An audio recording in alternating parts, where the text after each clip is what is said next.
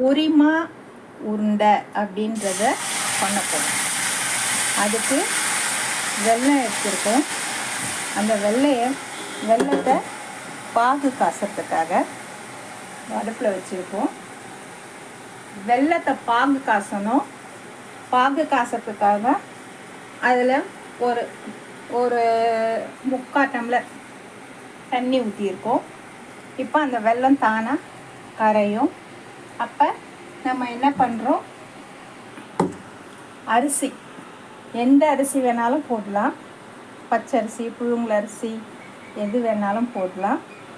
இது எடுத்து நம்ம நல்லா வறுத்துட்டு மிக்சியில் போட்டு அரைச்சி எடுத்துக்கிறோம். அதுலேயே கொஞ்சம் ஏலக்காவும் போட்டுடுறோம். ஏலக்காய் போட்டு நல்லா அரைச்சி இந்த மாதிரி கொஞ்சம் ரவையாக வெல்லம் நல்லா பாகாகிறதுக்காக அந்த முழு வெல்லம் போட்டோம் இல்லையா, அதை நல்லா கலந்து விடுறோம். நல்லா கலந்து விடும்போது இந்த மாதிரி ஒரு பதம் வரும். இந்த மாதிரி பதம் வரும்போது இந்த மாதிரி பதம் வரும்போது இதை நம்ம வடிகட்டிக்கிறது பெஸ்ட்டு. ஏன்னா அந்த வெல்லத்தில் அழுக்குலாம் இருந்தால் அந்த டஸ்ட்டுலாம் இருக்கும் ஒரு சிலது, அதெல்லாம் வடிகட்டி எடுத்துக்கிட்டோம்னா உங்களுக்கு அந்த ஸ்வீட்டில் சாப்பிடும்போது எந்த டிஸ்டர்பன்ஸஸும் இல்லாமல் சாப்பிட்டுடலாம்.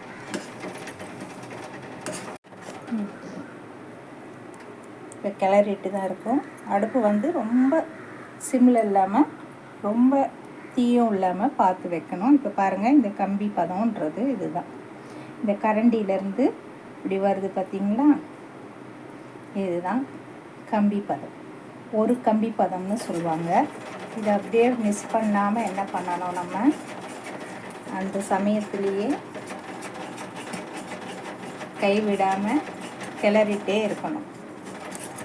இப்போது இந்த பாருங்கள், நல்லா இதுவாகிடுச்சு. இப்போ நம்ம என்ன பண்ணுறோம், இந்த கிண்ணத்தில் ஒரு கொஞ்சமாக தண்ணி விட்டுக்கிறோம். தண்ணி விட்டுட்டு அதில் இப்போது இந்த வெல்லத்தை, பாகு காய்ச்சின வெல்லத்தை போடும்போது இது பாருங்கள் அடியில் உங்களுக்கு எப்படி உட்காருது. அடியில் அதுக்கு முன்னாடி விடும்போது அந்த அளவுக்கு டக்குன்னு உட்காரல. பட் இது பாருங்கள் நல்லா டக்குன்னு உட்காந்துருக்கு. இது போதுமான பதம் நமக்கு கரெக்டாக. இந்த பதம் தான் நமக்கு கரெக்டான பதம். இந்த சமயத்தில் இந்த வறுத்து வச்சுருக்கிற இந்த அரிசியை இதில் கொட்டுறோம். இதில் கொட்டி இந்த வெல்லத்தை சேர்த்து நம்ம கிளறோம்.